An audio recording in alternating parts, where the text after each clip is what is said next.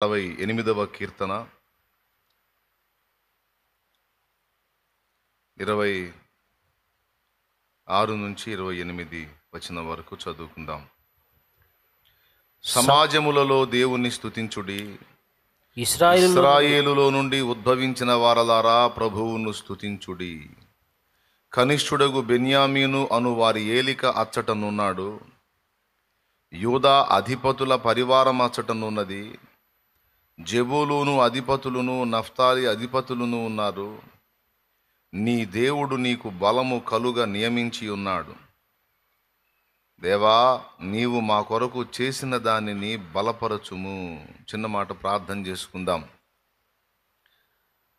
ప్రేమ కలిగిన మా మహాపరిశుద్ధ తండ్రి, ఘనుడవగు దేవా, నీకు స్తోత్రము స్తోత్రము స్తోత్రము స్తోత్రము స్తోత్రము స్తోత్రము స్తోత్రము స్తోత్రము నాయన. ఇంతవరకు జరిగిన కార్యం అంతటిని ఆశీర్వాదకరంగా జరిగించారు. వాతావరణం అననుకూలంగా ఉంది, జోరున వర్షం పడుతున్నప్పటికీ నీ బిడ్డలందరూ కూడా చేరారు ఇక్కడికి. ఇంకా అనేకులు పరిగెత్తి వచ్చుచున్నారు. నీ బిడ్డలందరినీ బట్టి మనసారా నీకు కృతజ్ఞతలు చెల్లిస్తున్నా. నేను వారిని మనిషిని ప్రత్యేకంగా దర్శించకపోయినా, నా ప్రభువా, వారైతే నిన్ను హత్తుకొని నిన్ను ప్రేమించి వారి ఎదలో నిన్ను దాచుకొని ఉన్నారు. నీకు స్తోత్రం ప్రభువా. ఇట్టి ఆసక్తి కలిగిన బిడ్డల్ని అనుగ్రహించినందుకు నీకు స్తోత్రము ప్రభువా. నరమాత్రుడును బలహీనుడును ప్రభు, నీ బిడ్డలకు నీ వాక్యమును అందింపబోనుకొని ఉండగా నీ దాసుని బలపరచుము దేవా. నీ వాక్యమును పంపమని ప్రార్థన చేస్తున్నాం. ఉపదేశాన్ని అడ్డగింపు చూసే దుష్ట శక్తులను, సైతానీయ శక్తులను, అంధకార శక్తులను నజరేయుడగు యేసు అధికారం కలిగిన నామంలో బంధించి దూరపరుస్తున్నాం. పూర్తిగా మీరే అధ్యక్ష స్థానమందుండి నాతో మాతో మాట్లాడుమని యేసు ప్రశస్త నామమున ప్రార్థించి విశ్వాసమును బట్టి ఈ విన్నపములకు జవాబును స్వతంత్రించుకుంటున్నాం తండ్రి. ఆమెన్. మన ప్రార్థనకు జవాబిచ్చిన దేవునికి విశ్వాసంతో స్తోత్రాలు చెల్లించుదాం.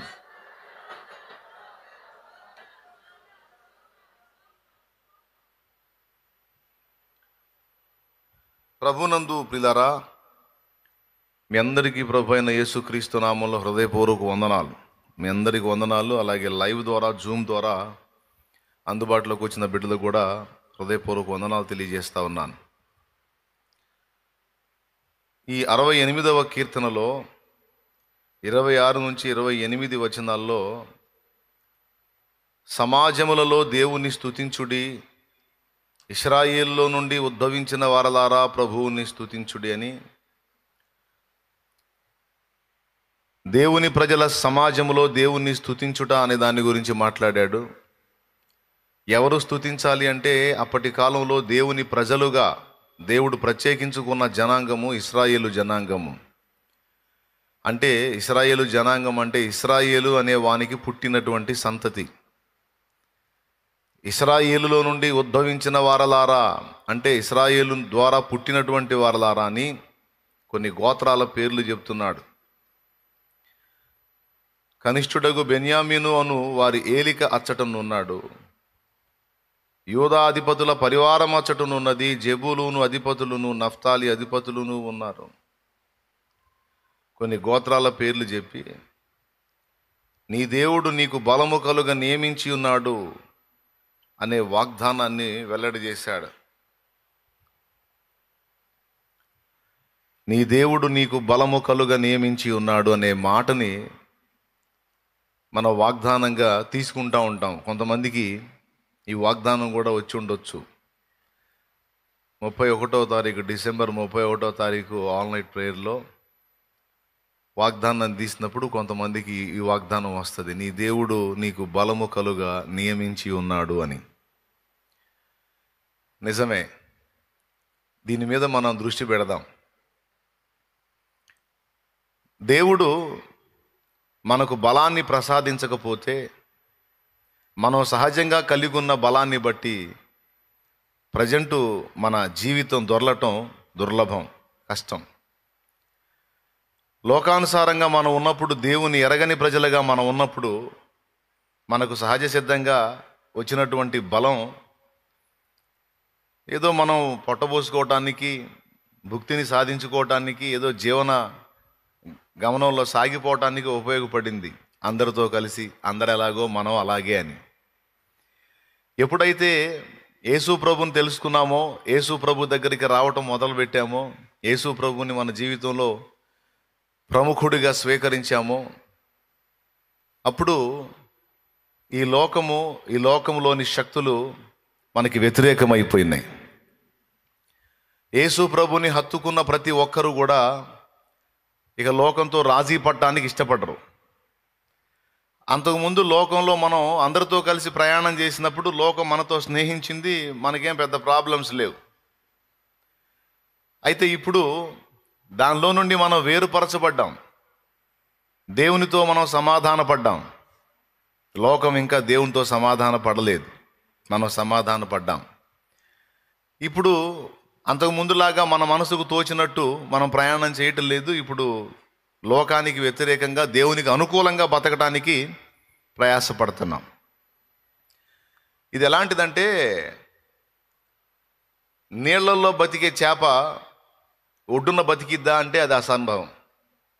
నీళ్లలో నుంచి తీసిన తర్వాత కొన్ని చేపలు క్షణాల్లో చచ్చిపోతాయి, కొన్ని చేపలు నిమిషాల్లో చచ్చిపోతాయి, కొన్ని గంటల వ్యవధిలో చనిపోతాయి.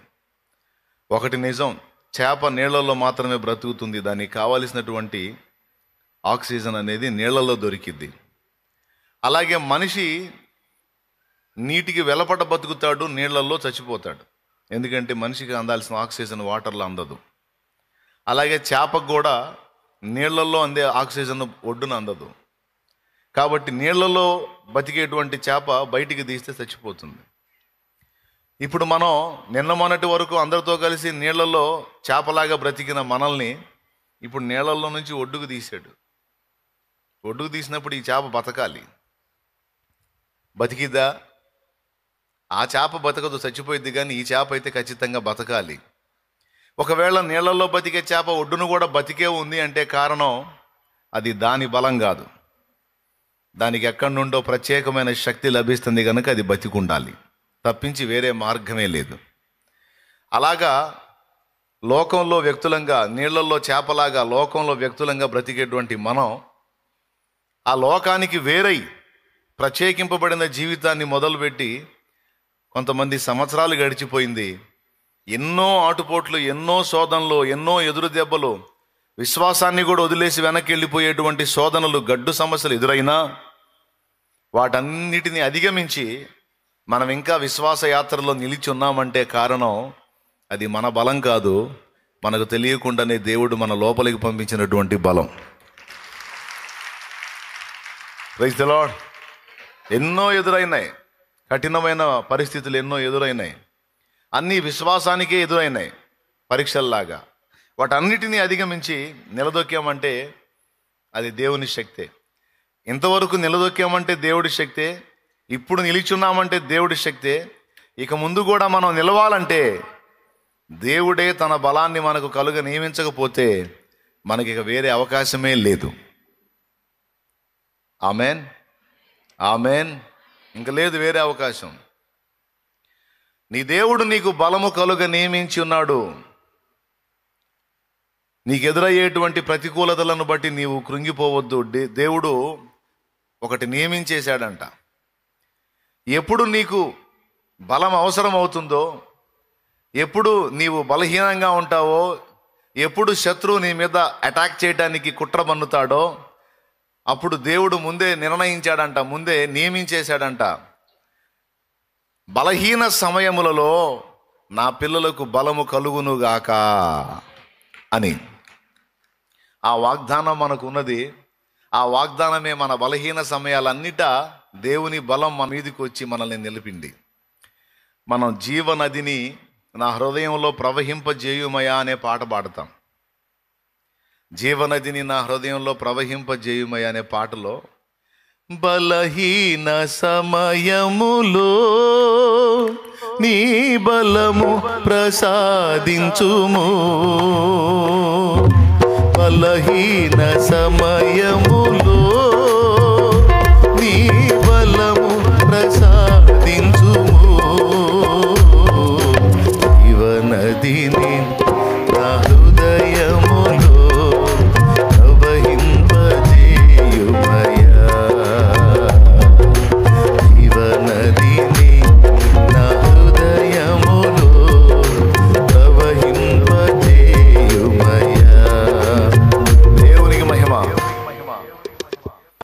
మాట చాలా ఆదరణ అనిపిస్తుంది నాకు.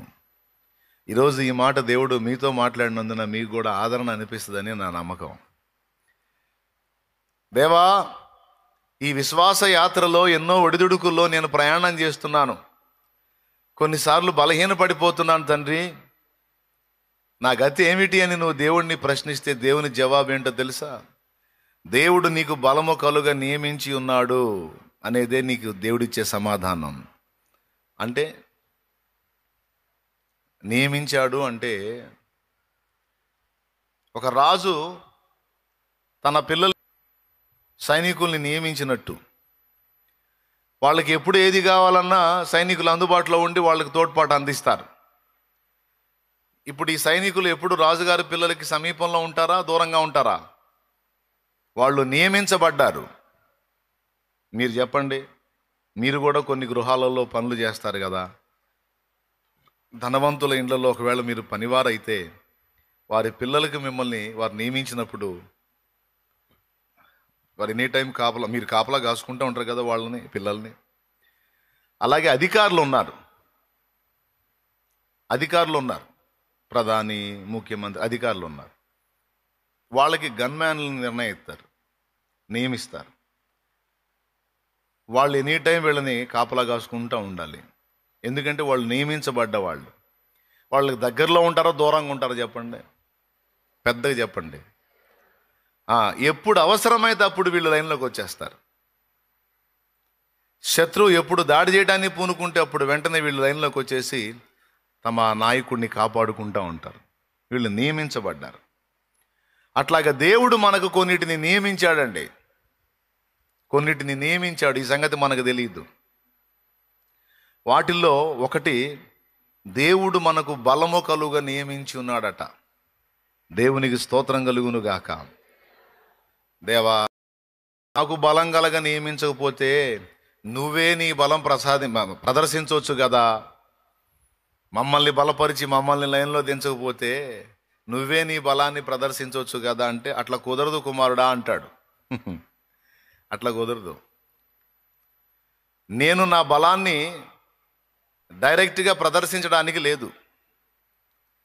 ఎందుకంటే మీ శత్రువు ఎవడైతే ఉన్నాడో వాడు మీకంటే బలవంతుడు, నేను వాడికంటే బలవంతుణ్ణి.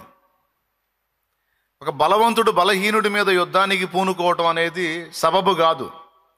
కయ్యానికైనా వియ్యానికైనా సమబుద్ధి ఉండాలి. ఇప్పుడు మీ శత్రువు ఉన్నాడు, వాడు మీకంటే బలవంతుడు, నేను వానికంటే బలవంతుణ్ణి. నేను వాడితో తలపడ్డాను అనుకో, నా స్థాయి వేరు, వాడి స్థాయి వేరు. నేను సృష్టికర్తని, వాడు సృష్టి. కాబట్టి మేమిద్దరం ఫైట్ చేయటం సబబు కాదు. అందుకే వాడు సృష్టి కనుక సృష్టి మీద అటాక్ చేయడానికి సృష్టిలోని మిమ్మల్నే ఏర్పరచుకున్నాను. దేవునికి స్తోత్రం కలుగును గాక. హల్లెలూయా. మరి అట్లయితే యేసయ్య వాడి మీద ఫైట్ చేశాడు కదా. మరి ప్రకటన గ్రంథంలో యేసయ్య వాని మీద ఫైట్ చేసి ఆ అంత్య అబద్ధ క్రీస్తుని, ఆ అబద్ధ ప్రవక్తని నరకంలో నెట్టేసినట్టుంది కదా ప్రకటన గ్రంథంలో. అంటే ఆయన సృష్టికర్త తాను అయి ఉండి తాను కూడా సృష్టిగా మారాడు. సృష్టికర్తగా ఉన్నప్పుడు వాడి మీద ఫైట్ చేయలే. సృష్టిగా మారి మనుష్య కుమారుడు అయ్యి తిరిగి లేచి అక్కడికి వెళ్ళి ఆ తరువాత వాని మీద అటాక్ చేశాడు. అదే నేను ఆ పాటలో పాడింది. సృష్టికర్త అయిన వాడు సృష్టిగా మారే, కాలమే లేనివాడు కాలము చేరే, దేవుడయ్యున్నవాడు మనిషిగా మారే, మాతృగర్భమందు చేరి ఆటలు ఆడే, ఆటలు ఆడే, పీచే గాలి స్వాగతమనియే, వెలిగే తార సందడి చేసే, పీచే గాలి స్వాగతమనియే, వెలిగే తార సందడి చేసే.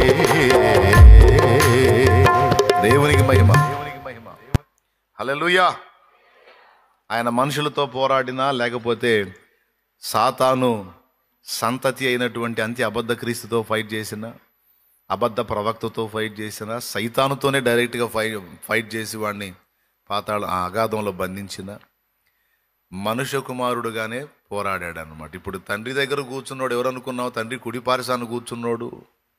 దైవ కుమారుడు అన్నది ఎంత నిజమో, మనుష్య కుమారుడు అన్నది కూడా అంతే నిజం. మనుషులలో ఒక మనిషిగా వచ్చి, మనుషులలో ఒక మనిషిగా పుట్టి, మనిషిగా పెరిగి, మనిషిగా పెద్దవాడై, మనిషిగా బ్రతికి, మనిషిగానే పోయి ఇప్పుడు తండ్రి కుడిపార్శ్వమున కూర్చున్నాడు.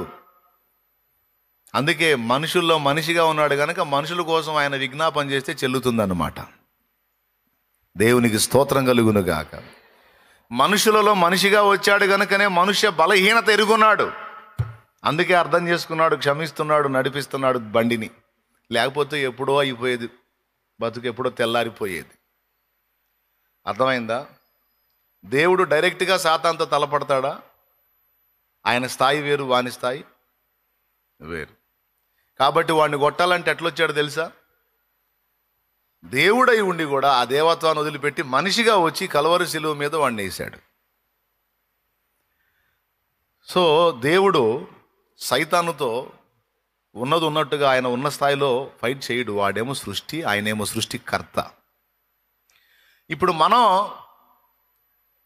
ఫస్ట్ యేసయ్య దన్నాడు, ఇప్పుడు ఆయన తర్వాత ఆయన పిల్లలంగా ఇప్పుడు మనం దన్నాలన్నమాట వాడిని. ఇది నేను నా సొంత మాటలతో చెప్పట్లా. రోమాపత్రిక చివరి అధ్యాయములో సమాధానకర్తయగు దేవుడు శీఘ్రముగా సాతానును మీ పాదముల క్రింద చితుక త్రొక్కించును అనుంది. 20వ వచనం, 16వ అధ్యాయం. అదో స్క్రీన్ మీద కనపడుతుంది చూడండి. సమాధానకర్తయగు దేవుడు సాతానును మీ కాళ్ళ క్రింద శీఘ్రముగా చితుక త్రొక్కించును. మన చేత దొక్కించకపోతే ఆయన దొక్కొచ్చుగా. మన ప్రభు అయిన యేసుక్రీస్తు కృప మీకు తోడై ఉండునుగాక. నేను అదే అడుగుతున్నాను, ఏవయ్యా మాకు బలం ఇవ్వకపోతే, మాకు బలాన్ని నిర్ణయించకపోతే, నియమించకపోతే, నీ బలం ప్రదర్శించి వాడిని ఏ చేస్తే పోద్దిగా. అట్లా రూల్స్ ఒప్పుకోవరా అంటాడు ఆయన. అట్లా రూల్స్ ఒప్పుకోవు. నా కుమారుడు వాడిని కొట్టాలంటే కూడా మనిషిగా రావాల్సి వచ్చింది, అంటే వాడికంటే తక్కువ స్థాయిలోకి రావాల్సి వచ్చింది. అలాగే ఇప్పుడు మీరు కొట్టాలన్నా కూడా నా బలం మీకు ఇచ్చి కొట్టించడం తప్ప నేనుగా వాడిని కొట్టడానికి విశ్వన్యాయం ఒప్పుకోదు. దేవుడే నియమించిన న్యాయం. బలహీనుడి మీద బలవంతుడు తలపడకూడదురా. మళ్ళా బలవంతుడి మీద బలహీనుడు తలపడవచ్చు. స్తోత్రం. బలవంతుడి మీద బలహీనుడు. ఇప్పుడు మరి ఫైటింగ్ ఏందనుకున్నా, మనకి సైతాను గాడికి ఫైటింగ్. ప్రతిరోజు మనల్ని దెబ్బతీయటానికి వాడు దాడి చేస్తానే ఉంటాడు. ప్రతిరోజు వాడిని ఎదుర్కొంటానే ఉంటాం. దేవుడు ఏం చేస్తాడంటే ఎప్పటికి కావాల్సిన బలం అప్పుడు ఇవ్వమని దేవుడు మనకు నియమించాడట. ఒక అధికారికి ఒక గన్మ్యాన్ ఇస్తే ఎనీ టైం గన్మ్యాన్ ఎప్పుడు అధికారి వెంటే ఉన్నట్టు, అంతకంటే శ్రేష్టముగా దేవుడు మన కోసం నియమించిన బలం ఎప్పుడు మనకు పహారా కాస్తుంటుందట. ఇదొక ఆశ్చర్యకరమైన విషయం. నీ దేవుడు నీకు బలము కలుగా నియమించి ఉన్నాడు. ఇది ఎట్లాంటిదంటే, ఇక్కడ కుండ పెట్టుకుంటాడు శామ్, ఇందులో నీళ్లు ఉంటాయి, నేను తాగే నీళ్ళు. కుండ దగ్గరలోనే ఉంటుంది, మనిషి కూడా దగ్గరలోనే ఉంటాడు. నీళ్లు నేను తాగటం, ఇది ఖాళీ అవ్వటం, మళ్ళీ నింపటం, నేను తాగటం, ఇది ఖాళీ అవ్వటం, మళ్ళీ నింపటం. విషయం ఏంటంటే, కుండ మరియు వ్యక్తి నియమించబడ్డారు. నా కోసం ఈ గ్లాసుడు నీళ్లే కాదు, దీనిలో ఇది ఖాళీ అయ్యే కొద్దీ మళ్ళీ నింపటానికి అదనముగా నాకు నీరు నియమించబడి ఉన్నది. అవసరమైతే చిన్న కుండ, అది మొత్తం తాగానంటే పెద్ద కుండ కూడా తీసుకొచ్చి పెడతారు. దేవునికి స్తోత్రం. కుండలు తాగుతున్నాడని నాకేం ఈ కుండ ఆగరు, నిర్ణయం చేస్తారన్నమాట. అక్కడ నియమించి పెడతారు. ఇది ఎలాగో తన బిడ్డలకు ఆనాడు ఇశ్రాయేలుకు బలము కలుగా నియమించి డిసైడ్ చేసి పెట్టేశాడు. అలాగే ఈనాడు అభినవ ఇశ్రాయేలుకు తన సంఘమునకు కూడా, అంటే సంఘం అనగా మనమందరికీ కూడా దేవుడు ఎప్పటికప్పుడు బలము కలుగా నియమించాడట. ఏమైనా అర్థమైందని నేను చెప్పింది మీకు? ఇది చెప్పడానికి చాలా సంతోషం వేసింది నాకు, అందుకే చెబుతున్నాను. నీళ్లకుండ దగ్గర పెట్టుకొని ఎప్పుడు ఖాళీ అయ్యేటప్పుడు నింపుతున్నట్టు మనకు బలమును కూడా దేవుడు నియమించాడట. ఎప్పుడు బలహీనత వస్తే, ఎప్పుడు బలహీన పడతాం, అప్పుడు నీకు తెలియకుండానే నీలో దేవుడు తన బలమును నింపుతా ఉంటాడట. అందుకే బలమైన శోధనలు నిన్ను ఎదిరించిన, చుట్టుముట్టి పడద్రోయ చూసినా నువ్వు పాడుగాల, విశ్వాసాన్ని విడిచిపెట్టలా. ఎవరికి వాళ్ళ మనస్సాక్షిని పరీక్షించుకోండి.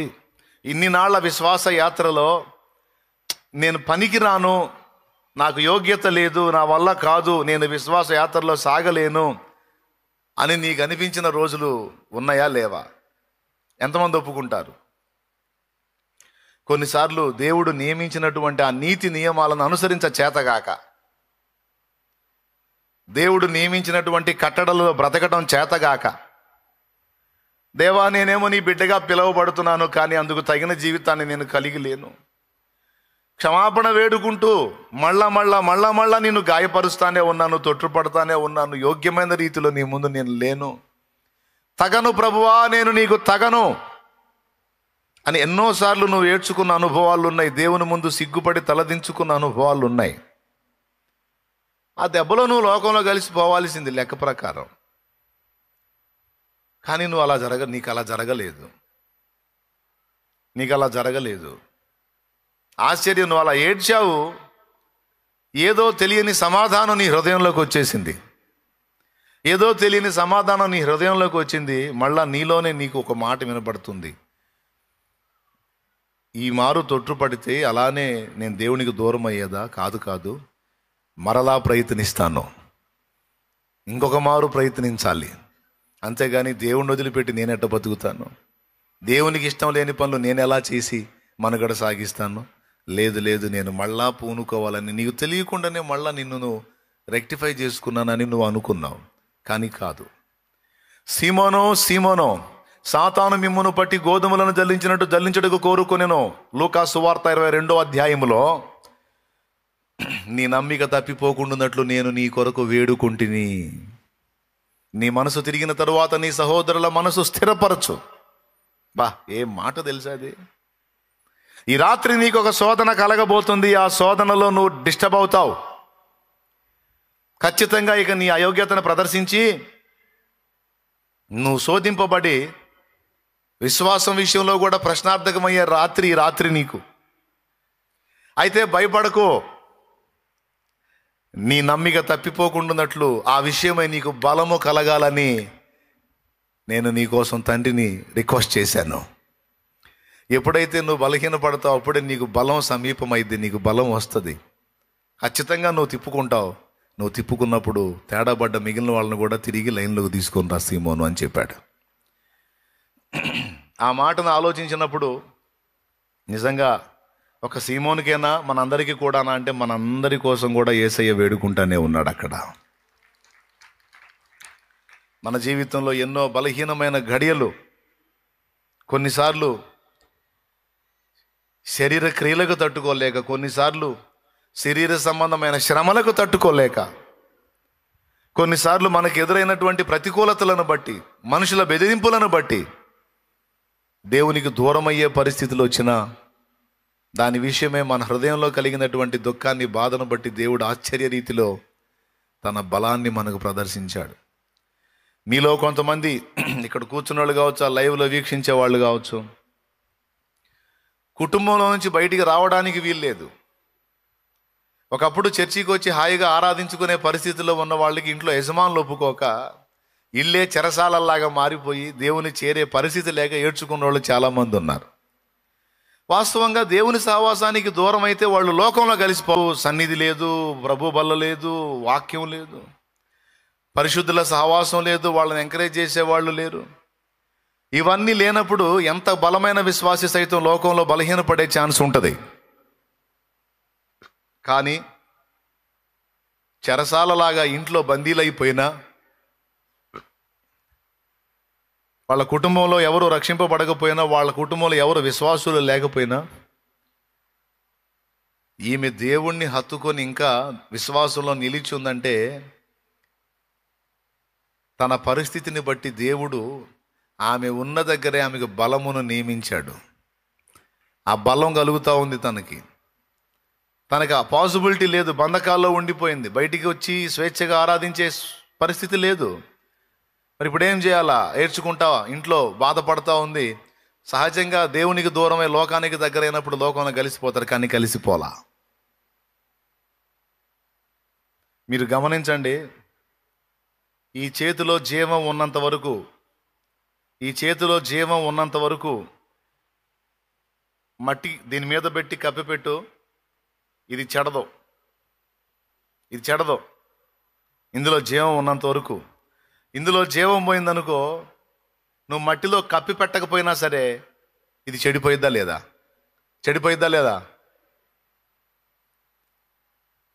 దీనిలో జీవం ఉన్నప్పుడు మట్టి కింద కప్పిపెట్టిన ఈ చేతిని ఖరాబు కాల. అదే ఇందులో జీవం పోతే మట్టి కింద కప్పి పెట్టకపోయినా ఇది ఖరాబ్ అయింది. అందులో మట్టిలో పెట్టామనుకో, కొద్ది రోజులకు మట్టిలో మట్టిగా కలిసిపోయింది. అదే జీవం ఉంటే కలవలేదు. దేవునికి దూరమై కూడా నువ్వు లోకంలో లోకస్తుడు కలిసిపోకుండా నువ్వు నిలిచి ఉన్నావంటే నీకు అక్కడ దేవుని బలం కలుగుతుంది, అక్కడ జీవం ప్రసాదించబడుతుంది. నీకు దేవునికి స్తోత్రం కలుగును గాక. నువ్వు ఉన్న దగ్గరే నీకు దేవుడు జీవాన్ని ఇవ్వడానికి మొదలుపెట్టాడు. ఎందుకంటే బంధకాల్లో బందీ అయిపోయావు కాబట్టి. నీకు అవకాశం ఉండి కూర్చొని మాయ మాటలు మాట్లాడటల్లా, నీవు బందీ అయిపోయావు, రావడానికి ఛాన్స్ లేదు. కానీ నీ విశ్వాసం నిలిచే ఉంది, నీ భక్తి నిలిచే ఉంది, నీ ఆత్మీయత నిలిచే ఉంది. ఎలా? దేవుడు నీకు అక్కడే తన బలాన్ని ఎప్పటికప్పుడు ప్రసాదిస్తూ ఉన్నాడు. ఆ వ్యతిరేకతల మధ్య దేవుని జీవం నీలోనికి ప్రవేశిస్తూ ఉన్నందున నువ్వు వారితో ఒక్కడిగా కలిసిపోకుండా ప్రత్యేకంగా ఇంకా నిలిచున్నావు. నువ్వు ఇది నీ గొప్ప లేకపోతే దేవుని జీవమా? పక్క దేవుని జీవం నీలో పనిచేస్తుంది కనుక నీ చుట్టూ అన్యజనులే, నీ చుట్టూ ఉన్న క్లైమేట్ అంతా కూడా పొల్యూట్ అయిన క్లైమేటే. అయినా నువ్వు చెడకుండా నీ విశ్వాసంలో, నీ భక్తిలో, నీ ఆత్మీయతలో నువ్వు నిలిచి ఉన్నావంటే నీకు దేవుని జీవం అక్కడే లభిస్తూ ఉంది, అక్కడే పనిచేస్తూ ఉంది. ప్రియులారా, శోధన మనకు రావద్దని యేసయ్య ప్రార్థన చేయలే. ఒకవేళ శోధన వచ్చినా దాన్ని జయించి నా బిడ్డ తిరిగి తిప్పుకునే బలమీయమని తండ్రిని వేడుకున్నాడు. ఏమైనా అర్థమైందా నేను చెప్పింది? శోధన అసలు రావద్దని ప్రార్థన చేయలే. సీమోను కోసమైనా మన కోసమైనా వచ్చినా పడిపోకుండా తిరిగి తిప్పుకునే ఛాన్స్ నా బిడ్డలకి ఇవ్వు తండ్రి అని ప్రార్థన చేశాడు.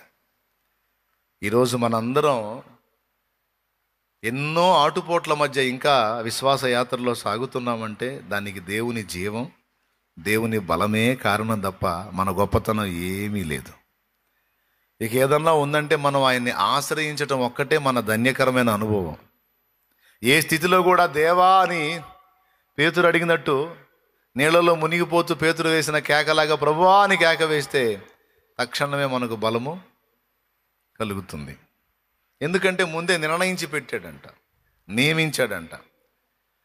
రాజుగారి పిల్లలకి సైనికులు ఎనీ టైం నియమించినట్టు రాజాదిరాజు పిల్లలమైన మనకు బలమును నిర్ణయించి పెట్టాడంట, నియమించి పెట్టాడంట. దీన్ని బట్టి నీకు ఒక నిరీక్షణ కలదు, ఒక ధైర్యం కలదు. ఎప్పుడు నేను వీక్ అయినా నా దేవుడు నాకు బలము కలుగా డిసైడ్ చేస్తున్నాడు. నీళ్లు నాకు బలాన్ని ఇస్తాయి అనుకో, తాగినప్పుడల్లా దాహార్తిని తీర్చి నాకు బలాన్ని ఇస్తాయి అనుకో. ఆ నీళ్ళు ఎనీ టైం నాకు అందుబాటులో నియమించబడ్డాయి.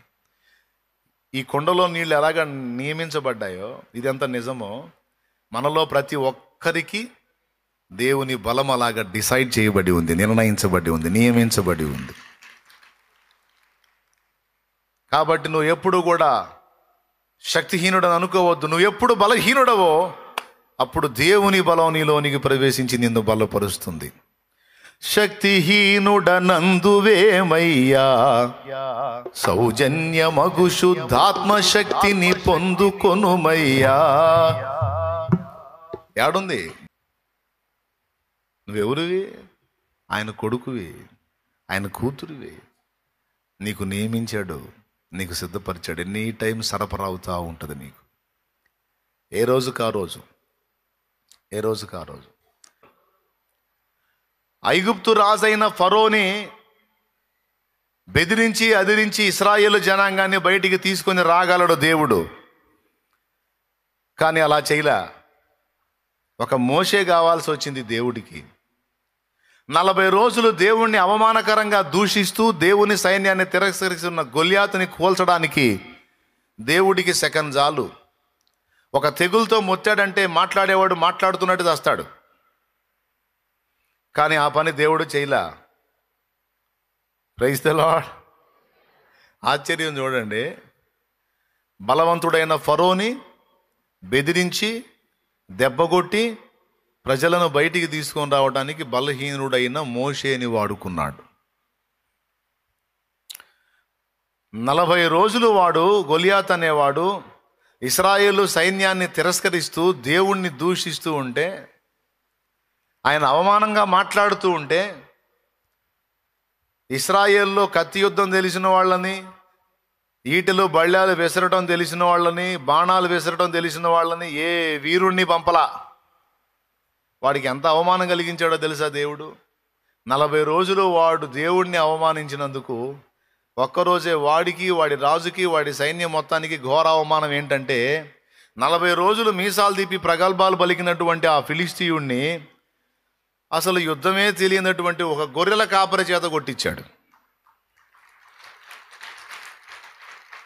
అది కూడా ఈట వాడలా, బరిసె వాడలా, బల్లెం వాడలా, ఏం వాడలా. వాడు అసలు ఊహలో కూడా ఇంత పొడుగోడిని నేను ఒక చిన్న రాయి చేతిలో దస్తాను అనుకోలా, ఒక చిన్న గొర్రెల కాపరి చేతిలో దస్తాను అనుకోలా. కానీ దేవుడు డిసైడ్ చేశాడు అలాగా. ఎరా నన్ను అవమానపరుస్తావా? అట్లయితే నీ పని చేస్తాను. నేను నీ ఎత్తు పొడుగు లావు చూసుకొని నువ్వు మిడిసిపడుతున్నావు కదా, ఒక పిల్లోడితో చంపిస్తారా నిన్ను? నీకు పెద్దోళ్ళు కూడా అవసరం లేదు, పిల్లోడు ఒక చిన్న బాలుడు చాలు, ఆ బాలుడు చేత వేపిస్తాను నేను. నిజంగా అంతే జరిగింది. ఏం దావీదు కూడా లేకుండా దేవుడు వాడిని కోల్చలేడా? కోల్చగలడు, కానీ కోల్చడు. దేవునికి ఒక దావీదు కావాలి అక్కడ. ఇక్కడ మనుష్య బలం అని కనపడాలి బయటికి, కానీ దేవుని బలమే ఈ మనిషిలో పనిచేయాలి. వెలుచూపులకి మనిషే కనపడాలి. ఈరోజు పరిచర్య విషయంలో కూడా నేను అంతే అనుకుంటానండి. తోలుబొమ్మలాగా నన్ను ఒకడిని అడ్డం పెట్టుకొని దేవుడు చేస్తున్న కార్యం నాకు ఆశ్చర్యం, ఈరోజుకి ఆశ్చర్యమే. ఎలా సాధ్యమని. మనుషులకు అసాధ్యమే కానీ దేవునికి సమస్తము. నాయన అస్సలు యోగ్యత లేదు నాకు ఇక్కడ నిలబడ్డానికి. నాకు భయం, సిగ్గు, మనుషుల ముఖంలో చూసి మాట్లాడలేను. సిగ్గు, భయం. లేడీస్ నిలబడి సాక్ష్యాలు చెబుతుంటే విశ్వాసుల్లో కూర్చొని వీళ్ళకి ఎంత ధైర్యం, మైకు తీసుకొని ఆమెతో మాట్లాడుతున్నారు బాబోయ్ అనుకున్నోడిని నేను. భయస్తుణ్ణి, సిగ్గు కలిగినోడిని. చక్కగా మాట్లాడటం చేతగానోడిని. చాలా ఇంకా చెప్పాలి, చంచల మనస్కుణ్ణి, అస్థిరుణ్ణి. ఏ విధంగా చూసినా కూడా తగిన వాడిని కాదు. నేను ఇప్పటికీ దేవుని ముందు చెప్పేది అదే. ఆ బలిపీఠం ఎక్కేటప్పుడు నేను అనుకునేదే, తగిన వాడిని కాను ప్రభు, తగిన వాడిని కానని. కానీ ఆశ్చర్యం, 18 సంవత్సరాలుగా ఈ బలహీన ఘటాన్నే అడ్డం పెట్టి ఆయన చేసినటువంటి ఘనకార్యాలన్నీ నీగావు. ఇదంతా ఆయనది కదూ, ఈ బలమంతా ఆయనది కదూ. నాకు తెలుసు మన దగ్గర ఏం లేదని, నాకు తెలుసు నా దగ్గర అంతా బుస్సేనని. ఏదన్నా జరిగింది ఏదన్నా ఉంటే ఆయన బలమేనని. ఎప్పటికప్పుడు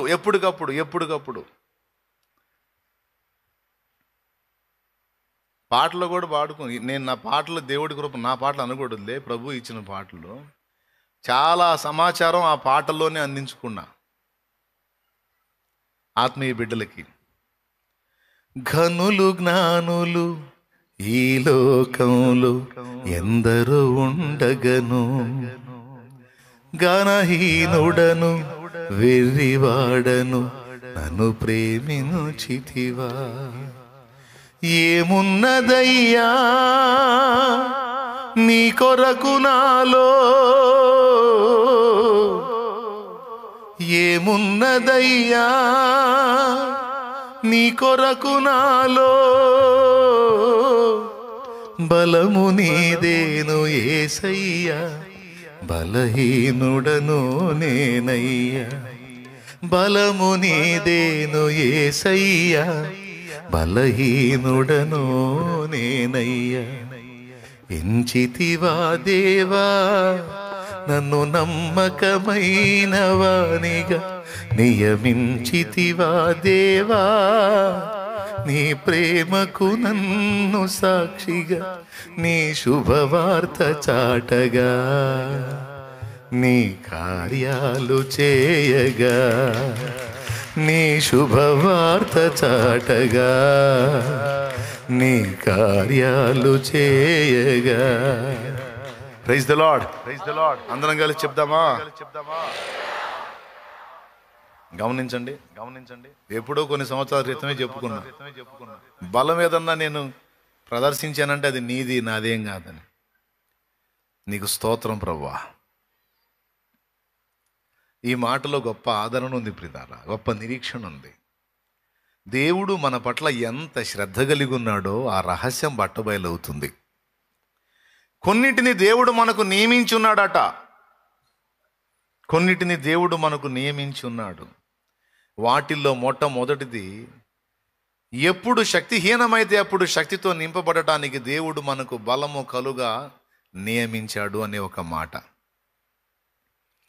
రెండవది, మనకు కృపను కూడా నియమించాడట. ఆయనే లేఖనంలో చెప్పాడు. కృపను కూడా మనకు ఒక సైనికుడిలాగా అడ్డం పెట్టాడు. బలం ఒక సైనికుడు. ఏమన్నా అర్థమవుతుందా నేను చెప్పేది? ఏం స్పందించట్లా మీరు? అర్థమవుతుందా? ఒక సైనికుడు మనకి, ఒక అధికారికి సైనికుడు ఎలాగైతే ఎనీ టైం లైన్లో ఉంటాడో, నాకు నీళ్ళు అయిపోయినప్పుడల్లా నేను నీళ్లు తాగటానికి నీళ్ల కుండ ఎలా రెడీగా ఉందో, నీకు బలము తరిగిన ప్రతి వేళ నీలో మళ్ళా బలాన్ని నింపటానికి దేవుడు ఆ బలం ఇచ్చేటువంటి సాధనాన్ని, ఒక సాధనాన్ని ఎప్పుడు నీకు అటాచ్ చేసి ఉంచాడు. ఎప్పుడు బలం తరిగిపోతుందో నీలో, అప్పుడు దేవుని యొద్ద నుండి ఆ బలం నీకు సరఫరా అయ్యేటట్టు దేవుడు ముందే నిర్ణయించి పెట్టాడంట. ఇది ఆశ్చర్యంగా లేదా మీకు?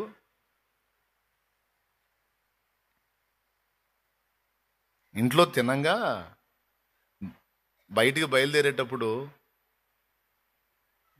క్యారియర్ నిండా ఫుడ్ పెట్టుకున్నట్టు మనకి ఇచ్చిన బలం ఇయ్యగా మళ్ళా మనకు అదనపు బలాన్ని ఎప్పుడు మనకు తోడుగా ఉంచాడట. ఇది నాకు చాలా వింత అనిపించింది, అందుకే మీతో చెబుతున్నా. ఆ వచనం చదివినప్పుడు నాకు ఇది చాలా వింత అనిపించింది. ఎంత శ్రద్ధ దేవా నీకు మా మీద. తల్లి బిడ్డకి రెడీ చేసి, అన్నీ రెడీ చేసి, వాడికి ఫుడ్ పెట్టి మళ్ళా క్యారియర్ ఇచ్చి పంపించినట్టు.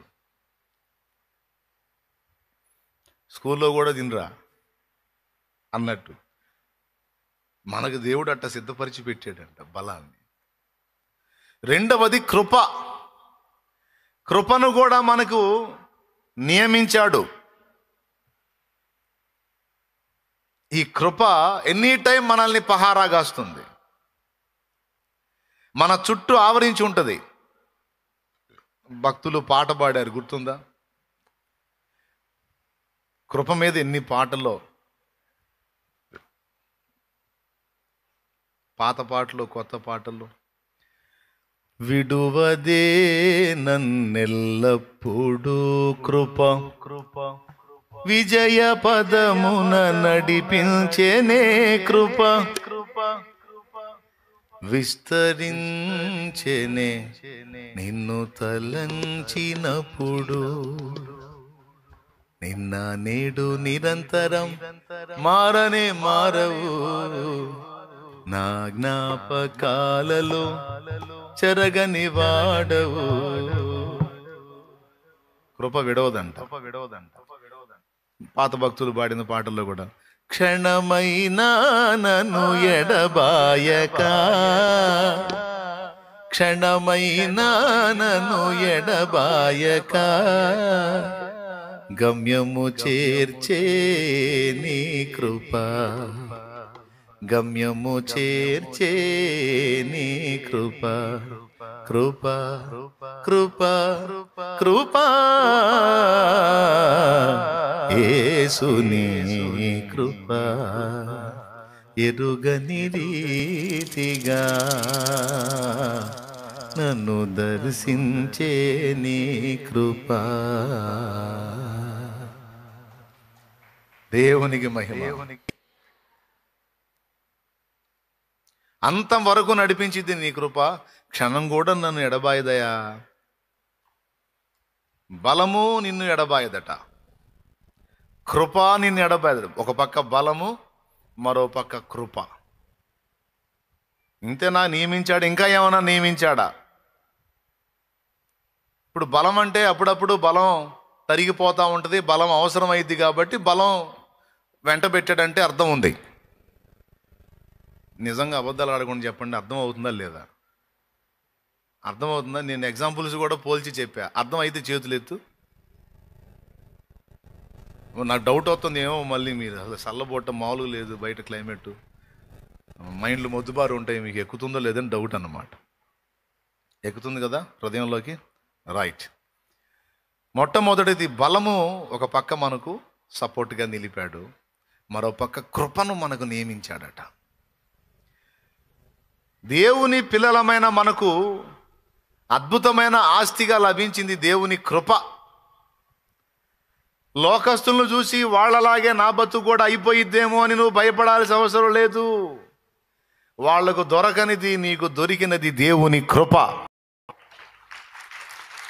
వాళ్ళకు వచ్చిన రోగమే నాకు కూడా వచ్చిందయ్యా, వాళ్ళు పోయినట్టే నేను పోతానేమో అన్న భయం నీకొద్దు. కరోనా సమయంలో మన కిరణ్కి కరోనా ప్రాబ్లం వచ్చి 2 ఊపిరితిత్తులు డ్యామేజ్ అయిపోయాయి. పల్స్ 50కి పడిపోయింది. దాదాపు ఎన్ని రోజులు ఉన్నావు కిరణ్? 28 రోజులు విజయవాడ హాస్పిటల్లో ఉన్నాడు. నీ కళ్ళ ముందు ఎంతమంది చనిపోయి ఉంటారు? దాదాపు 100 నుంచి 120 మంది వరకు చనిపోయారంట. ఆయన పక్కన ఉన్న బెడ్ల మీద ఉన్నాడు. తేవటం, కాసేపు గిలగలదన్ను కూడా తీసుకొని పోవటం. ఒక రకంగా చెప్పాలంటే మృత్యులోయలోకి వెళ్ళొచ్చాడు. అయితే అక్కడ ఒక మంచి వైద్యుడు అండ్ ఆత్మీయుడు కూడా, డాక్టర్ సుబ్రహ్మణ్యం గారని, ఆయనే కదా పేరు? అదే కదా, రైట్, సుబ్రహ్మణ్యం, డాక్టర్ సుబ్రహ్మణ్యం. మంచి ఆత్మీయుడు అండ్ వైద్యుడు కూడా. అసలు ఒక విశ్వాసి దగ్గర అంత మాట దొరికిద్దంటే నాకు ఎంతో ఆశ్చర్యం కలిగింది. ఒక విశ్వాసి దగ్గర అంత మాట దొరికిద్దని. నాతో మాట్లాడుతూ అన్నాడు, అన్న ఎందుకన్నా అంత బయటపడతాడు అంటే, తన పక్కనున్న బెడ్ల మీద వాళ్ళు చనిపోతున్నారు కదా డాక్టర్ గారు, అందుకని భయపడుతున్నాడంటే, అన్నా పక్క బెడ్ల మీద ఉన్న వాళ్ళకి లేనిది అన్నకున్నది కృపన్నా అన్నాడు. కూర్చున్నాను. అన్నకున్నది కృప, దేవుని కృప ఉందన్నా అంటే నేను అన్నాను, సూపర్ మాట అన్నావు నాయన, ఈ మాట మా కిరణ్కి నువ్వే చెప్పు అన్నాను నేను. మా వాడికి నువ్వే చెప్పాయి, లేకపోతే మనిషి బతికేటట్లేడు, ఆ ఒక్క మాట అందించాయా అని చెప్పాను నేను. చేసి మాట్లాడాడు. తర్వాత నేను దాన్ని మళ్ళీ నొక్కి మాట్లాడాను. కిరణ్, కుడి ప్రక్కన 1000 మంది పడినను, ఎడమ ప్రక్కన 10,000 మంది కూలినను అపాయము నీ యొద్దకు రాదన్నాడు నా ప్రభు. వాళ్ళకు లేనిది నీకు దొరికినది కృప నాయన, కృప, అమితమైన కృప. వాళ్ళకు వచ్చిన బాధలే నాకు వచ్చినాయి, వాళ్ళలాగా నేను అవుతానేమో. వాళ్ళకు వచ్చిన జబ్బే నాకు వచ్చింది, వాళ్ళలాగా నేను అవుతానేమో. వాళ్ళకు వచ్చిన పరిస్థితే నాకు వచ్చింది, వాళ్ళలాగా నా బ్రతుకు మారిపోయిద్దేమో అని నీవు అనుకొనవద్దు. వాళ్లకు లేనిది నీకు దొరికినది కృప.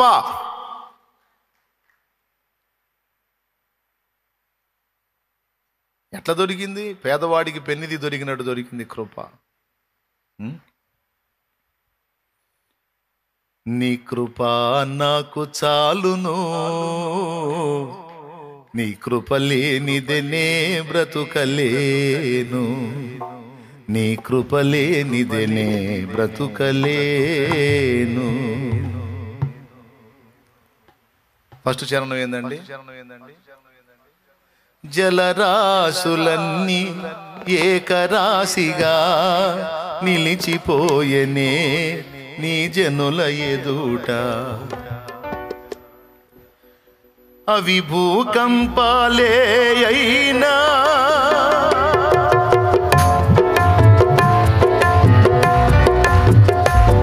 అవి భూకంపాలే అయినా వెను తుఫానులే అయినా నీ కృపయే శాసించునా, అవి అణగిపోనే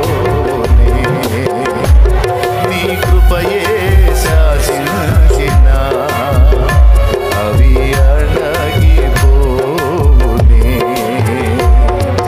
నీ కృప నాకు చాలును, నీ కృప లేనిదనే బ్రతుకలేను, నీ కృప నాకు చాలును, నీ కృప లేనిదనే బ్రతుకలేను, నీ కృప లేనిదనే బ్రతుకలేను.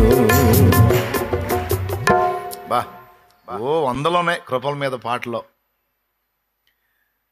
కృప పొందినోళ్ళు, కృప పొందినోళ్ళు రెండు వర్గాలు ఉన్నారు ప్రజలు. కృప పొందినోడు నీళ్లలో సముద్రం రెండుగా చీలితే ఆ చీలిన మధ్యలో గుండా కృప పొందినోడు వెళ్తే నీళ్ళు ఏం చేయలే. కృప పొందినోడు దిగితే ముంచి పెట్టింది. స్తోత్రం. వాడికి వీళ్ళకి తేడా అయింది? ఐగుప్తు రాజైన ఫరో సైన్యానికి ఇశ్రాయేలు సైన్యానికి తేడా అయింది. వీళ్ళకి కృప దొరికింది, వాళ్ళకు కృప దొరకలా. ఆ కృప ఏం చేసిందంటే జలరాశిని కూడా రెండుగా విభజించి వాళ్ళకు దారిచ్చింది కృప. ఆ కృప పొందిన ఐగుప్తీయులు నీళ్ళ దిగినప్పుడు ఆ రెండు పాయలు తిరిగి కలుసుకొని వాళ్ళని జల సమాధి చేసింది. ఇప్పుడు చెప్పు, లోకస్తులకి నీకు తేడా ఏంటి? నువ్వు కృప పొందిన దానవు, కృప పొందిన వాడవు. ఏం పొందావు నువ్వు? చెప్పు, గట్టి చెప్పు. అది ఆస్తులు అంతస్తులు లేకపోయినా సరే కృప చాలు. దీని మీద అచ్చంగా ఈ ఒక్క మాట మీద 5 చరణాల పాట వచ్చింది. కృప చాలును, నీ కృప చాలును, ఎన్నటెన్నటికి నీ కృప చాలును, బహుతరములకు నీ కృప చాలును, కృప చాలును, నీ కృప చాలును, ఎన్నటెన్నటికి నీ కృప చాలును, బహుతరములకు నీ కృప చాలును, కృప చాలును, నీ కృప చాలును. స్తోత్రం.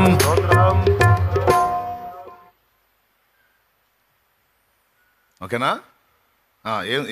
ఏమి నియమించాడు మనకి? ఫస్ట్ అంత బలహీనంగా చెబుతారు ఏందండి?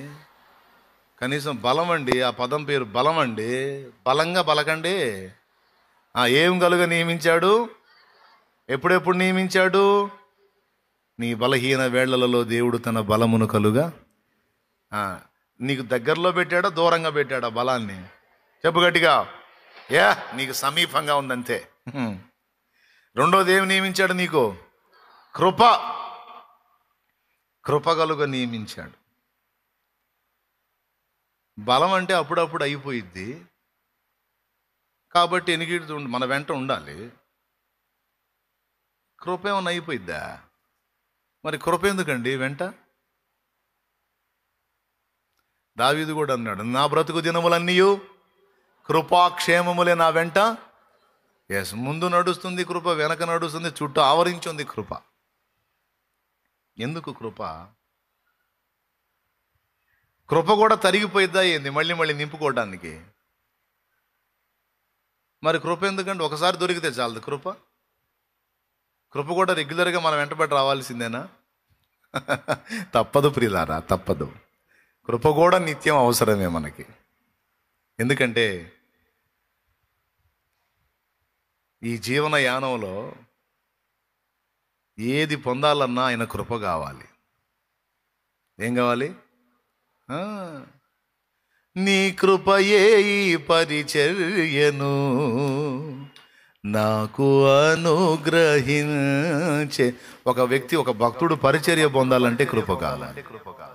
సేవలో రాణించాలంటే కృప కావాలి. ఆత్మల్ని గెలవాలంటే కృప కావాలి. సువార్త ప్రకటించి అది సక్సెస్ అవ్వాలంటే కృప కావాలి. సేవ నిర్విరామంగా చేయాలంటే కృప కావాలి. హెల్దీగా ఉండి దేవుని కోసం పరిగెత్తాలంటే కృప కావాలి. అలాగే మనం మొర్రపెట్టిన విజ్ఞాపనలన్నిటికీ జవాబులు రావాలంటే కృప. నిలవరమైన నివాసం నీకు కావాలంటే కృప. ఆకలి బాధ తప్పించుకోవడానికి నీకు అంత పట్టెడు అన్నం దొరికేటువంటి ఉపాధి దొరకాలంటే, ఆ జాబ్ దొరకాలంటే ఏం కావాలి? పెద్దది చెప్పండి. పని చేసిన దగ్గర డబ్బులు రావాలంటే, అసలు చేయటానికి పని దొరకాలంటే, ఈ రెండు పొందడానికి ముందు శక్తి కావాలంటే కృప కావాలి. ఆరోగ్యం లేకపోతే నువ్వు పని చేయలేవు, పని చేయతే పైసలు రావు. ఇప్పుడు కృప అవసరత లేనిది ఎక్కడో చెప్పు నాకు. బయటికి పోయిన పిల్లలు క్షేమంగా ఇంటికి చేరాలంటే ఏం కావాలి? బయటికి పోయిన హస్బెండ్ ఏ బెండ్లు పోకుండా క్షేమంగా ఇంటికి రావాలంటే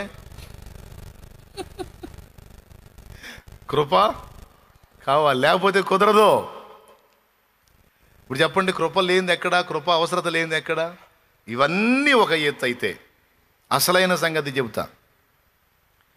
ఒక రోజు నీకు స్టార్ట్ అయిందంటే, తెల్లవారుజామున ఒక రోజు స్టార్ట్ అయిందంటే, ఆ రోజు మళ్ళీ ముగిసేటప్పటికి మధ్యలో నీకు తెలిసి కొన్ని, తెలియక కొన్ని పొరపాట్లు జరుగుతాయి. తెలిసి కొన్ని జరుగుతాయి, తెలియక కొన్ని జరుగుతాయి. వీటన్నిటిని మళ్ళీ క్షమాపణ అడుక్కోవడానికి ఎవరిని ఆశ్రయిస్తావు? కృపనే. అయ్యా, ఈ రోజంతట్లో ఎప్పుడు నైట్ పడక మీదకు పోబోయేటప్పుడు మోకాళ్ళు వేసి, ప్రభువా దిన ఆరంభం నుంచి ఇప్పుడు ముగింపబడింది నాయనా, ఈ రోజంతట్లో నోరు జారానో, కాలు జారానో, కన్ను జారానో, చేయి జారానో, ఎక్కడ ఏం తేడా పడ్డానో కృపతో నన్ను జ్ఞాపకం చేసుకొని క్షమించు. కృప అనకపోతే క్షమాపణ లేదు. కృపతో నన్ను జ్ఞాపకం చేసుకొని కృపను వేడుకుంటేనే. గుర్రముల నరులందలి బలము నారదించడు, గుర్రముల నరులందలి బలము నారదించడు, కృపను వేడు వారిలో సంతసించు వాడని, కృపను వేడు వారిలో సంతసించు వాడని. దేవునికి స్తోత్రము గానము చేయుటయే మంచిది, మనమందరము స్తుతి గానము చేయుటయే.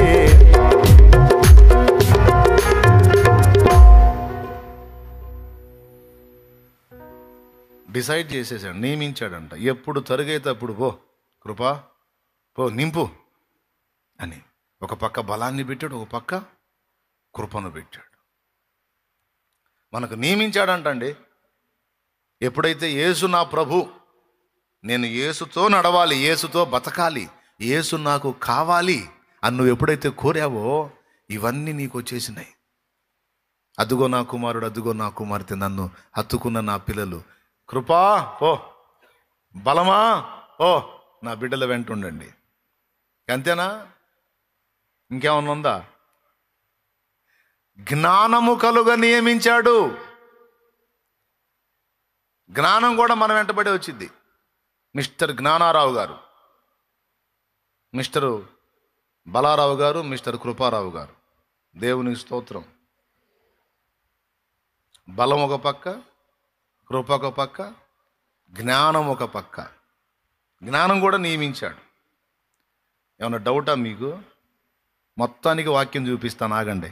దేవునికి స్తోత్రం కలుగును కాక. ఒక్క వాక్యంలోనే మొత్తం దొరికింది. మనకు జ్ఞానము కలుగ నియమించాడట.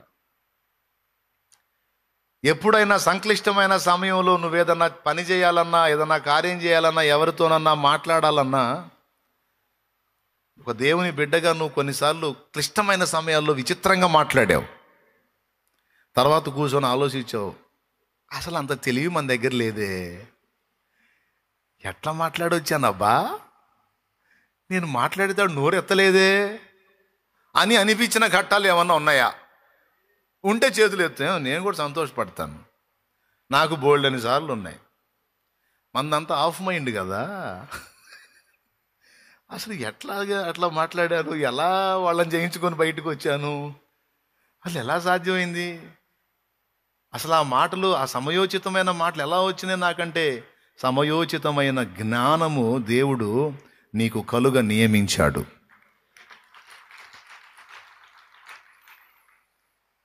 చూడండి ఎన్ని పెట్టాడో మన చుట్టూ. మన కన్న తండ్రి ఎంత ప్రేమిస్తున్నాడో చూడు. కొంతమందికి భయం, ఇప్పుడు ఆల్రెడీ సమస్యలో ఉన్న వాళ్ళకి భయం.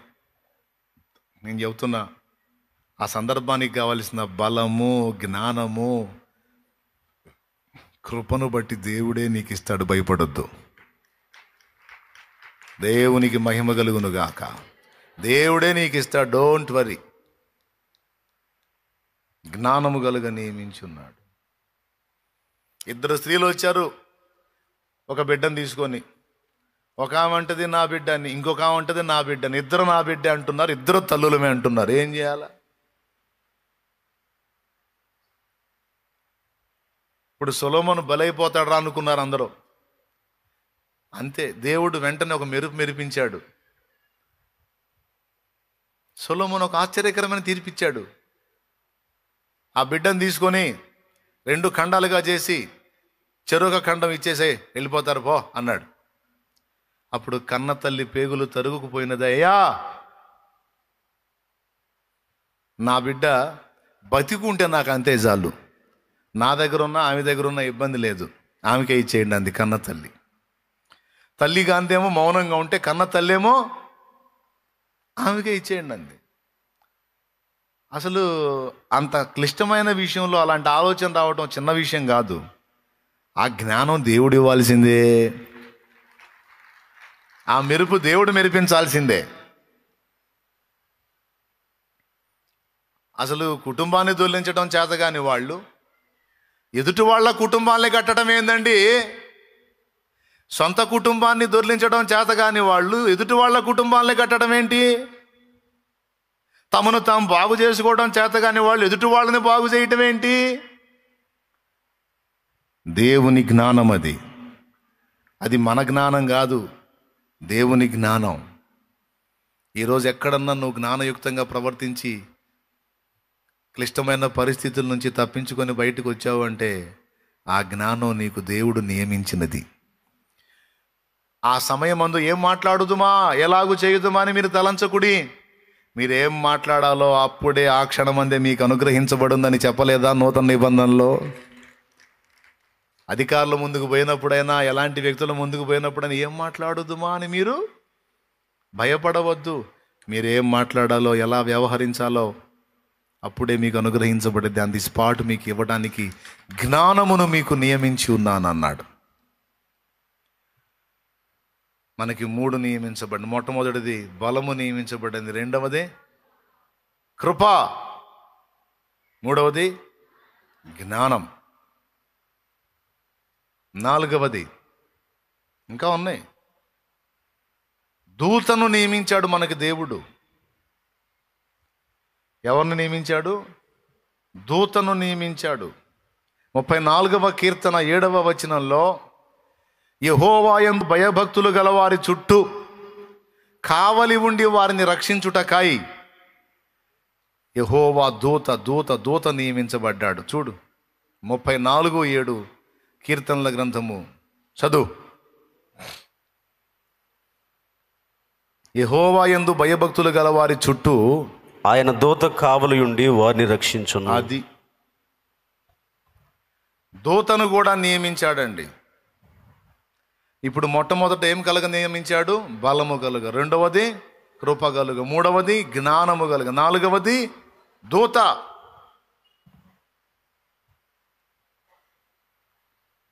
ఒక దూత మనకి ఎనీ టైం ఎట్లా అంటే ప్రధానికి సెక్యూరిటీ ఎలాగో మనకి దూత అలాగా అన్ని వైపులా ఉండి పహారా కాస్తాడంట.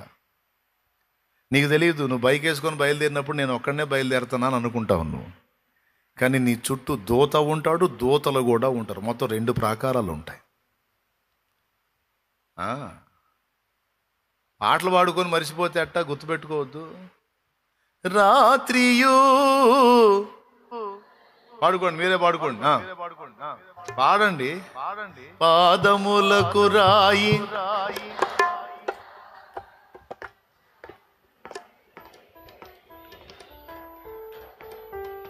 దేవదూతలు మనకుండగా, రాత్రియు పగలును పాదములకు రాయి తగులకుండా, రాత్రియు పగలును పాదములకు రాయి తగులకుండా, మనకు పరిచర్య చేయుట కొరకు, మనకు పరిచర్య చేయుట కొరకు దేవదూతలు మనకుండగా, దేవదూతలు మనకుండగా ఆనంద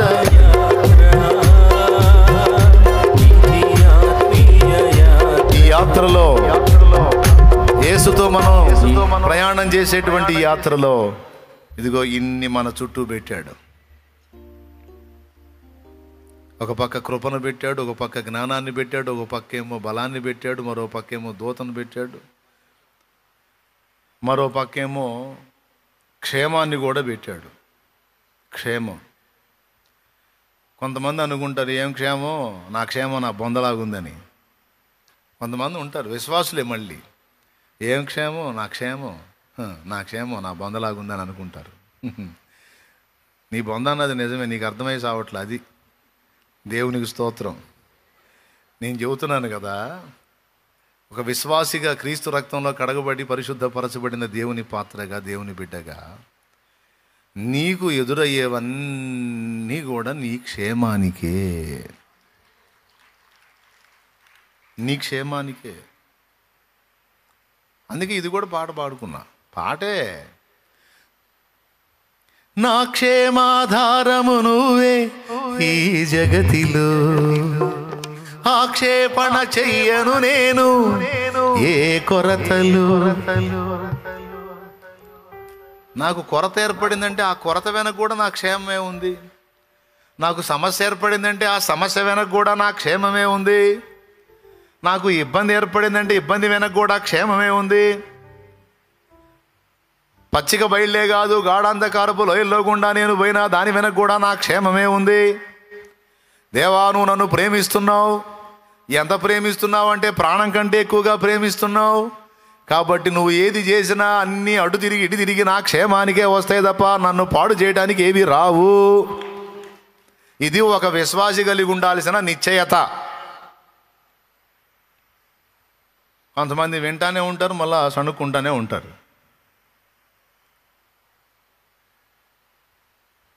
దేవునికి స్తోత్రం. ముందు మనం అసలు ఈ పరిస్థితిని అనుమతించడం వెనక దేవుడికి ఉన్న ఉద్దేశం ఏంటి? దేవుడు ఏం క్షేమాన్ని ఆశించి ఇంత శ్రమను అనుమతించాడు? దీని వెనక ఆంతర్యం ఏమిటి? ఇశ్రాయేలు గోత్రకర్తలు 12 కాపాడగోరాడు దేవుడు.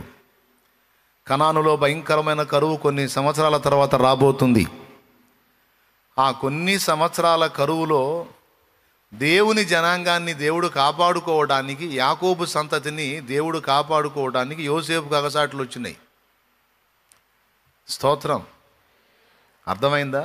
యోసేపుకి ఎందుకు వచ్చినాయి అగచాట్లు అంటే, కుటుంబాన్ని అంతేకాదు అనేక ప్రాంతాల్లో ఉన్న ప్రజల్ని బతికించడానికి యోసేపుకు కష్టాలు వచ్చినాయి. మీరు చెప్పండి, యోసేపుకు అగచాట్లు వచ్చి ఐగుప్తు పీఠం ఎక్కకపోతే అసలు ఐగుప్తు వాళ్ళు బతికుండేవాళ్ళ ఆ దరిద్రులకి తెలియచావదు. తర్వాత యోసేపుని ఎరగని స్థితిలో ఉన్నందున ఇశ్రాయేలుని శ్రమ పెట్టారు, కానీ అసలు వాళ్ళ కృతజ్ఞత ఉండాలి లెక్క ప్రకారం. ఒరే, మనమందరం ఈరోజు బతికున్నామంటే, మన పితరులు బతికున్నారంటే ఆ యోసేపేరా కారణం. 7 ఏళ్ళు సమృద్ధి పంటను దాచిపెట్టి కరువు కాలం 7 ఏళ్లలో మనకు పెట్టి బతికించాడు కాబట్టి బతికున్న, లేకపోతే మనోళ్ళు సచ్చేవాళ్ళరా. మనందరం బతికుంటానికి ఆ యోసేపేరా కారణం అంటే ఎంత బాగుండు. ఆ దరిద్రులు మర్చిపోయారులే. కానీ మీరు చెప్పండి, ఐగుప్తీయులు కానీ ఇశ్రాయేలు గోత్రకర్తలు కానీ బతికుండేవాళ్ళ కరువు కాలంలో? అందుకే చెబుతాను, కొన్నిసార్లు మన క్షేమాన్ని ఆశించి మన కష్టాలు వస్తాయి, కొన్నిసార్లు పక్కోళ్ళ క్షేమం కోరి కూడా మన కష్టాలు వస్తాయి. విచిత్రమైన జీవితాలు మనవి. ఏం అర్థం కాలేదా మీకు? అర్థం కాకపోయి నేను చెప్పను, ఇంక చేయగలిగింది ఏం లేదు. స్తోత్రం. ఇది నిజం. కొన్నిసార్లు మన క్షేమాన్ని కోరి మన కష్టాలు వస్తాయి, కొన్నిసార్లు పక్కోళ్ళ క్షేమాన్ని కోరి కూడా మనకు బాధలు వస్తాయి. యోసేపుకి వచ్చినాయి అలాంటివే. యోసేపుకి వచ్చిన బాధలు ఐగుప్తీయులు బతకడానికి మరియు ఇశ్రాయేలీలు బతకడానికి వచ్చినాయి. ఈరోజు నీ జీవితంలో నీకు ఎదురయ్యే శ్రమలు నీ క్షేమానికే కాదు, నీ తోటి వారి క్షేమానికి కూడా ఇవి ఉపయోగపడతాయని నీకు తెలుసా? తెలుసుకో. ఎప్పుడు తెలుసుకుంటావు? బతుకంతా సణుక్కోవటమేనా? నా బతుకు పాడుగా, నా బతుకు అనుకోవటమేనా బతుకంతా? దేవునికి స్తోత్రం. చెప్పండి, గట్టిగా చెప్పండి. క్షేమము ఎనీ టైం నీ వెంట ఉండాలని డిసైడ్ చేశాడు. నీ క్షేమానికి ఢోకా లేదు, భయపడద్దు. నీకు వచ్చేవన్నీ కూడా అటు తిరిగి నీకును నీ ఇంటి వారికి నీ క్షేమానికే కారణమవుతాయి. కొద్ది గడిచిన తర్వాత అర్థమైంది నీకు. కథ జరుగుతున్నప్పుడు అర్థం కాదు, కొంచెం ముందుకెళ్ళే కొద్ది క్లారిటీ వస్తుంది నీకు. నువ్వేమో స్పాట్లో క్లారిటీ కావాలంటావు, దేవుడే కొంచెం ఆగురా నాయన అంటుంటాడు. దేవునికి స్తోత్రం. కొంచెం ఆగునానా, కొంచెం ఆగు, నీకు వస్తుంది, క్లారిటీ వస్తుందా? శ్రమ కలిగినప్పుడు సణుక్కుంటావు, కొంచెం ముందుకు పోయిన తర్వాత స్తుతిస్తావు నువ్వే. దేవా, నిజంగా ఆ పరిస్థితి రాకపోతే నేను ఇట్లా ఉండేవాడిని కాదు, ఇట్లా ఉండేదాన్ని కాదు కయ్యా. నిజంగా ఎంత ప్రేమించి నాకు ఈ పరిస్థితులు అనుమతించావు. తెలియక నిన్ను తిట్టుకున్నాను ఏసయ్య, సణుక్కున్నాను, నీ మీద అలిగాను తండ్రి, నన్ను క్షమించిన ఆయన అనుకునే రోజు వచ్చింది. దేవునికి మహిమ. దేవుడు నీకు తోడయి ఉంటే క్షేమం కాక మరేముంటుందండి? అందుకే నేను దేవుడికి చెప్పుకున్నా, నా క్షేమాధారము నువ్వే ఈ జగతిలో, ఆక్షేపణ చెయ్యను నేను ఏ కొరతలో. ఏ కరువు అన్నారని, ఏ కొరత అన్నారని నేను విమర్శించనాయా. ఎందుకంటే నువ్వు ఏది రప్పించినా నా క్షేమాన్నే కోరుకుంటావు తప్ప నా నాశనాన్ని కోరవు నువ్వు. కలతలలో నేనున్నా కలవరపడనయ్యా, నీ తలపులలో నేనున్నా అంతే చాలయ్యా. ఎన్నన్నా రాని నాయనా, నీ జ్ఞాపకాలు అయితే నేనున్నా కదా. నీ జ్ఞాపకాల్లో నేనున్నప్పుడు నన్ను మర్చిపోతావా? నన్ను వదిలిపెడతావా? ఈ కలతలన్నీ నాకు ఆశీర్వాదాలుగా నువ్వు మారుస్తావు కదా. నీకు స్తోత్రం. అందుకే నువ్వు రావాలి, నాకు నువ్వు చాలు అని పాడుకున్నా. స్తోత్రం. ఇప్పుడు ఎన్ని నియమించాడు మనకు చెప్పండి? కొన్నే నేను చెప్పింది, ఇంకా చాలా డిసైడ్ చేశాడు మనకి. ఏమండి? ఇది తెలుసు నాకు. వరుసగా మీరు చెప్పేసేయండి, నేను ముగించేస్తాను. జ్ఞానం, దూత, క్షేమం, 5 ఇంక చాలు. అయితే ఇవన్నీ ఎవరికయా అంటే తనను ఆశ్రయించిన వారికి ఇవన్నీ. అలాగే మనకు రక్షణ కలుగ నియమించున్నాడు. రక్షణ కూడా అన్ని పరిస్థితుల్లోంచి రక్షణ, నిత్య రక్షణ మనకు నియమించున్నాడు. రక్షణ కూడా మనం వెంటబడి వచ్చింది. దేవునికి మహిమ.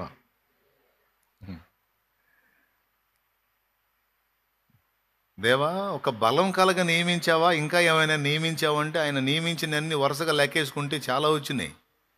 ఇవన్నీ పెట్టారా నీ చుట్టూ అన్నాడు.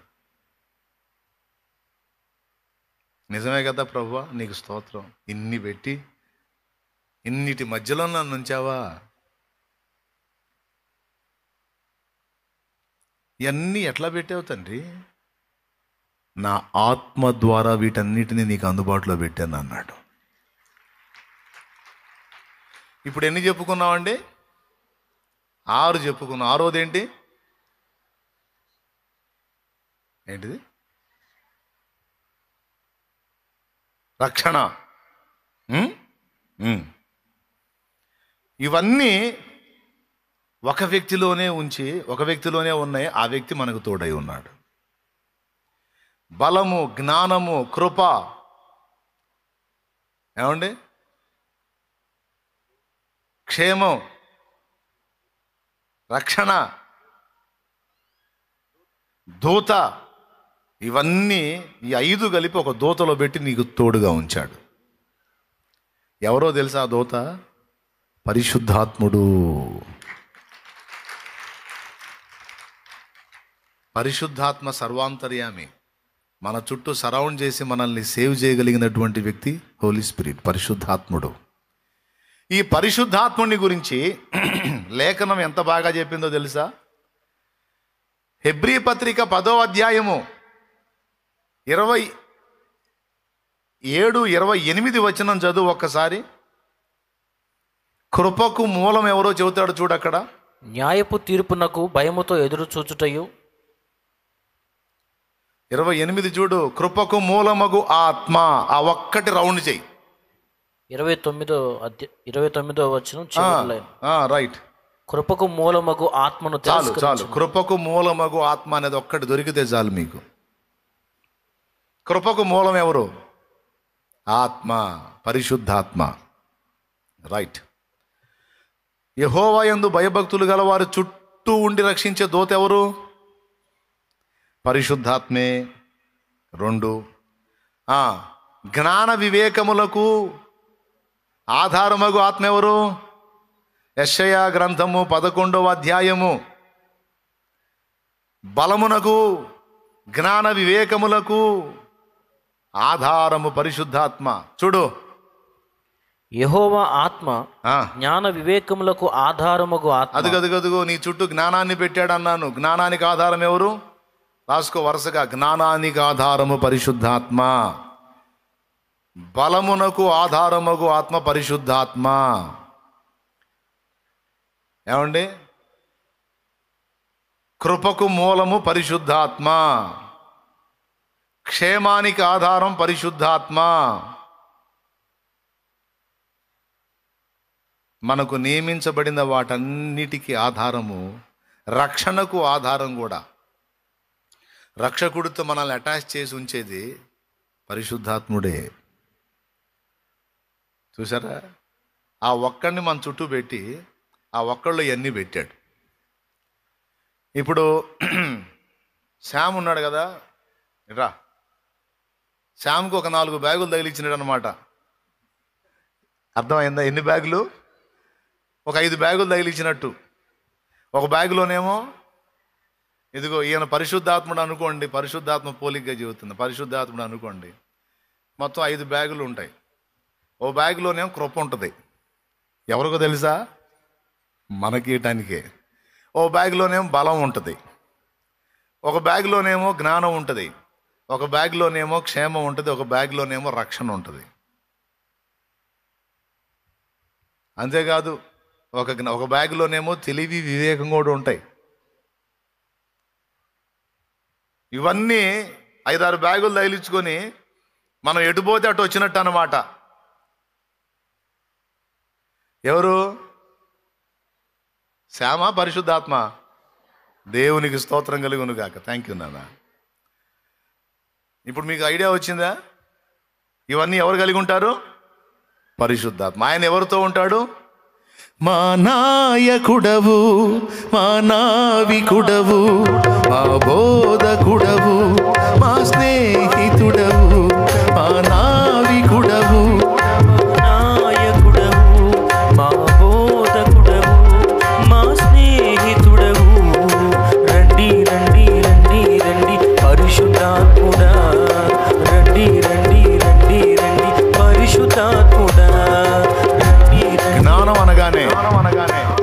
జ్ఞానమే కాదు సోదరా, దేవుని గూర్చిన జ్ఞానం ఈరోజు నీకు నాకు అందుతుందంటే ఆ జ్ఞానాన్ని మనకి ఇచ్చిన వాడు ఎవరో తెలుసా?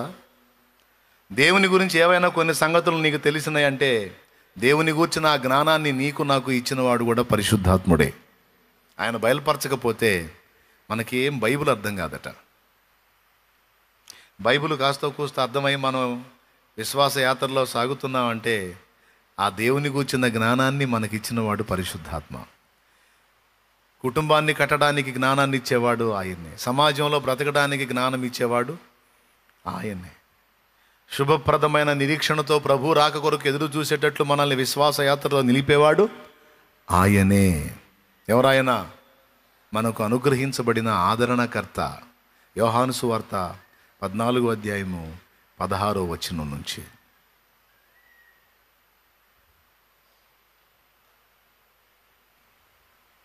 నేను తండ్రిని వేడుకొందును, మీ యొద్ద ఎల్లప్పుడూ నుండుటకై ఆయన వేరొక ఆదరణకర్తను అనగా సత్యస్వరూపియగు ఆత్మను మీకు అనుగ్రహించును. లోకము ఆయనను చూడదు, ఆయనను ఎరుగదు గనుక ఆయనను పొందనేరదు. మీరు ఆయనను ఎరుగుదురు, ఆయన మీతో కూడా నివసించును, మీలో ఉండును, మిమ్మును అనాథులుగా విడువను. చాలు నాయన. మరో బ్యాగులో ఏం వేసుకుంటాడు తెలుసా పరిశుద్ధాత్మ? ఆదరణ ఒక బ్యాగులో వేసుకొని ఉంటాడు. మీకు అర్థం కావటానికి బ్యాగ్ అంటున్నానండి. పరిశుద్ధాత్మ చాలా బ్యాగులు కలిగి ఉన్నాడు మన కోసం. మనము, మన బతుకులు, మన అవతారం, మన కోసం పరిశుద్ధాత్మ అంత రిస్క్ చేస్తాడంటే మరి ఏం చేయాలి? రాజుగారు నిన్ను దత్తత తీసుకున్నప్పుడు అప్పుడు దాకా నువ్వు రోడ్ల మీద బికారు అనుకో, చిత్తుకాయదాలు ఎరుకునే వ్యక్తివే అనుకో, నిన్ను ఎవడు పట్టించుకోడు. సడన్గా రాజుగారు రథమాపి నిన్ను తీసుకెళ్ళి ఆ చిత్తుకాయతాల వ్యవహారం అంతా పక్కన పెట్టేసి శుభ్రం చేసేసి నిన్ను క్లీన్ చేసి నీ వస్త్రాలు మార్చి దత్తత స్వీకార మహోత్సవం పెట్టి అందరి ఎదుట ఇక నిన్ను కుమారుడుగా కుమార్తెగా దత్తత తీసుకున్నాడు అనుకో.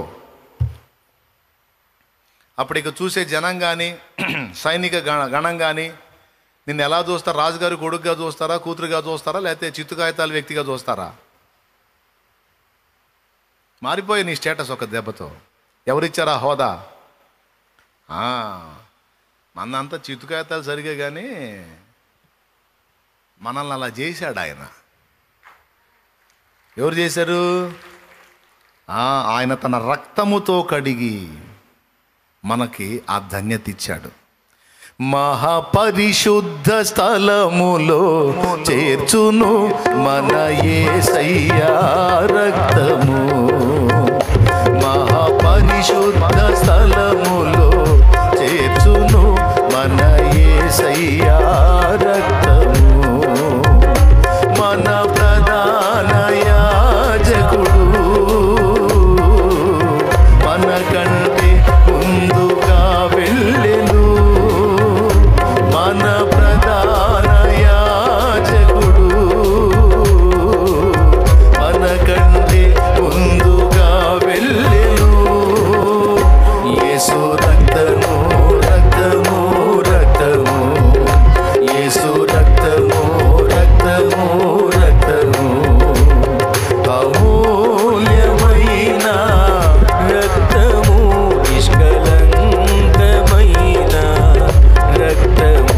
యేసు రక్తము రక్తము రక్తము, యేసు రక్తము రక్తము రక్తము. ఆమేన్.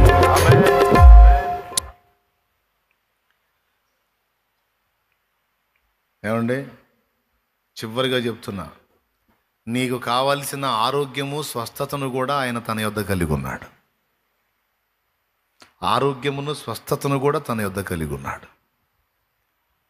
స్తోత్రం. 6 అయినాయా బ్యాగులు? ఫస్ట్ బ్యాగులో ఏమని చెప్పండి? బలం, రైట్. 2వ బ్యాగులో కృప, రైట్. 3వ బ్యాగులో, 4వ బ్యాగ్ క్షేమం, 5వ బ్యాగులో రక్షణ, 6వ బ్యాగులో ఆ దూత దగ్గరేనాయా ఎన్ని ఉంది? ఇప్పుడు చెప్పాక 6వది ఆదరణ. 6 అయినాయా? స్వస్థత అన్నాను, ఇది కూడా ఆయన దగ్గర ఉంది. ఆదరణే కాదండి, స్వస్థత కూడా ఆయన దగ్గర ఉంది. ఇవన్నీ ఒక్కొక్కటి ఏ ఏ సందర్భాల్లో మనకు అవసరం అవుతాయో దేవునికి తెలుసు. అందుకే ఇవన్నిటిని కూడా పరిశుద్ధాత్మకు అనుగ్రహించి, ఇవన్నీ పరిశుద్ధాత్మలో ఉన్నాయి. అంటే శామ్ అన్ని బ్యాగులు తన యొద్ద కలిగి ఉన్నట్టు పరిశుద్ధాత్మ దేవుడు వీటన్నిటినీ తన యొద్ద కలిగి మనకు అవసరమైన దాన్ని అవసరమైనప్పుడు అందిస్తున్నాడు. అందులో చివరిగా చెప్పా స్వస్థత అని కూడా. ఈ స్వస్థతలో ఎన్ని రకాలు ఉన్నాయో తెలుసా? శరీర స్వస్థత ఉంది, మానసిక స్వస్థత ఉంది, ఆత్మీయ స్వస్థత ఉంది. ఇప్పుడు చెప్పినవన్నీ కూడా ఈ మూడింటికి వర్తిస్తాయి. మనకు ఎప్పటికి ఏది అవసరమో దాన్ని మనకి ఇవ్వడానికి పరిశుద్ధాత్ముడు ఎనీ టైం తన యొద్ద వాటిని కలిగి ఆయన మన వెంటే ఉన్నాడు. ఎందుకు ఇంత ఆధిక్యత మనకు లభించిందంటే విశ్వాసాన్ని బట్టి దేవుని కుమారులం కుమార్తెలం అయ్యాము కనుక దేవుడే తన ఆత్మను పంపి మనల్ని ప్రొటెక్ట్ చేయడానికి, భద్రత ఇవ్వడానికి దేవుడు డిసైడ్ చేశాడు.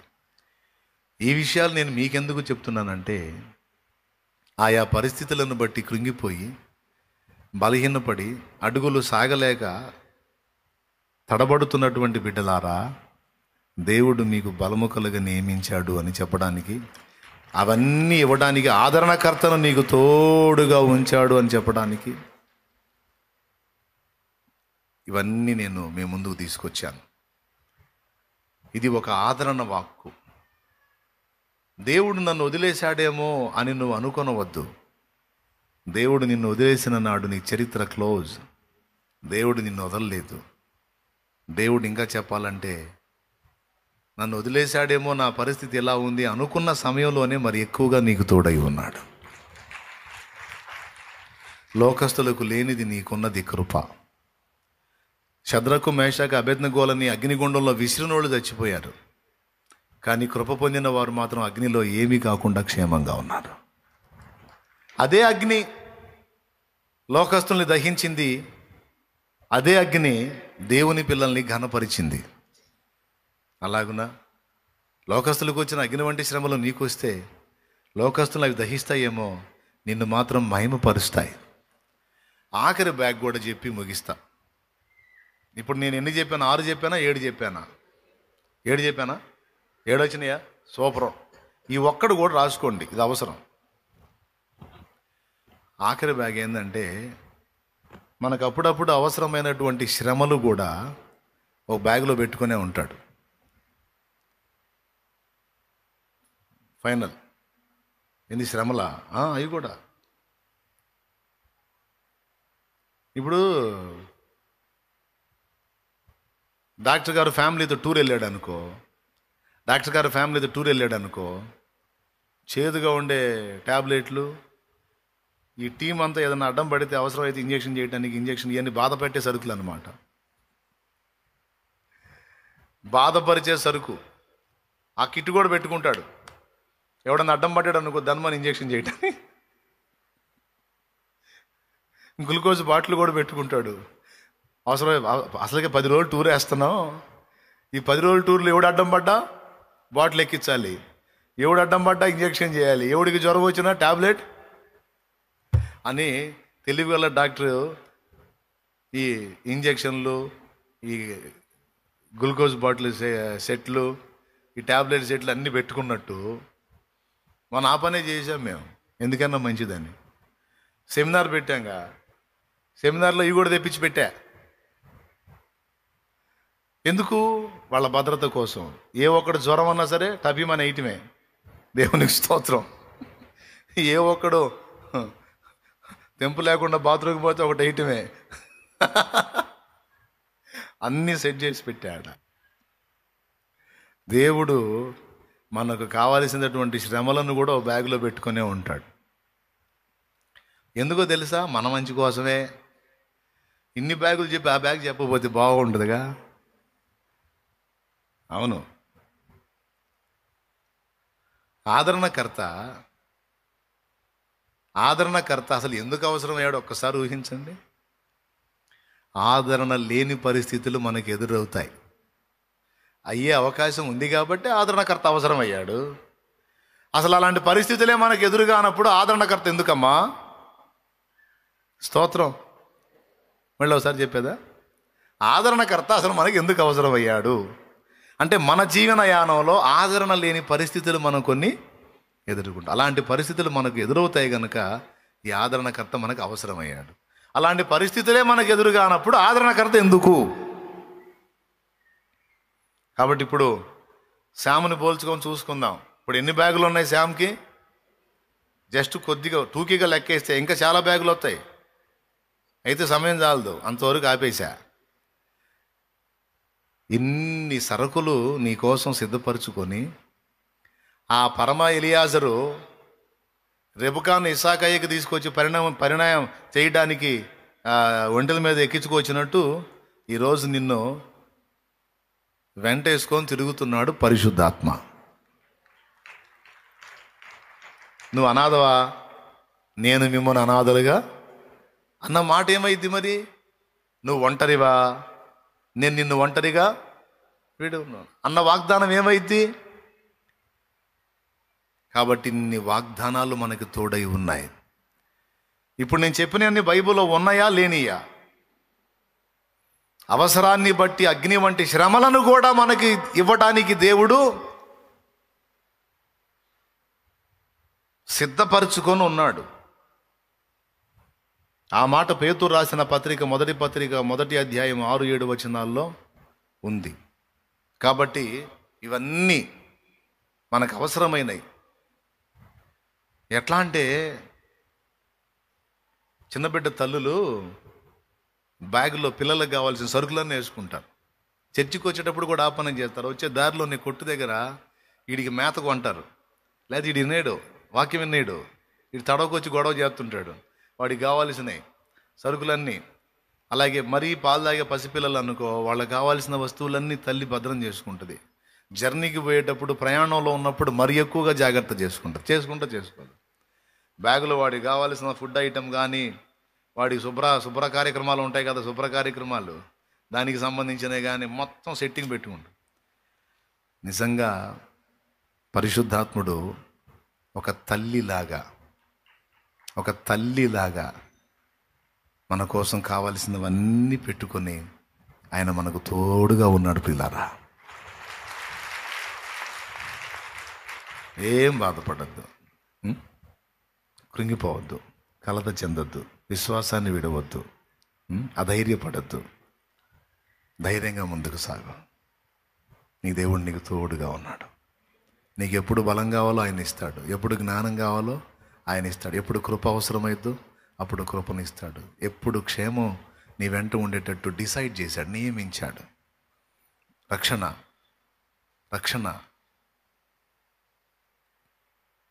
నిన్ను వెన్నంటే ఉంటుంది.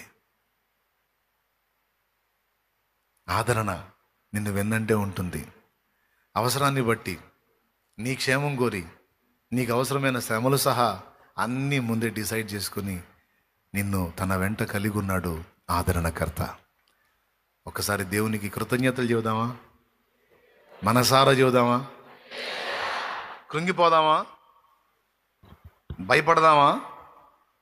దేన్ని అనుమతించినా ఎవరి క్షేమాన్ని కోరి, అది శ్రమలు వద్దు అనొద్దు. శ్రమలు వద్దు అన్నావంటే నా క్షేమం వద్దు అంటున్నావు నువ్వు. నేనైనా నువ్వైనా నాకు శ్రమలు వద్దు అంటానికి లేదు. నా క్షేమం వద్దు అంటున్నట్టే నువ్వు. కావాలి అవసరాన్ని బట్టి నువ్వు ఏది అనుమతించినా పర్వాలేదు ప్రభువా, తట్టుకునే శక్తినివ్వు, గెలిచే శక్తినివ్వు, జయాన్నివ్వు, నీకు స్తోత్రమని ఇప్పుడు ఎదుర్కొంటున్న పరిస్థితులన్నిటి విషయంలో దేవునికి కృతజ్ఞతలు చెల్లించు. సమస్తము నీ మేలు కొరకు, నీ క్షేమం కొరకు సమకూడి జరుగుతాయని నమ్ము. ఇవన్నీ ఎవరికి లభిస్తాయంటే, చివరి మాట, ఎవరికి లభిస్తాయంటే ఎవరు దేవుణ్ణి ఆశ్రయించారో, విశ్వసించారో, దేవుని వైపు చూచారో వారికి లభిస్తాయి ఇవన్నీ కూడా. Praise the lord. లేండి, పైకి లేచి నిలబడండి.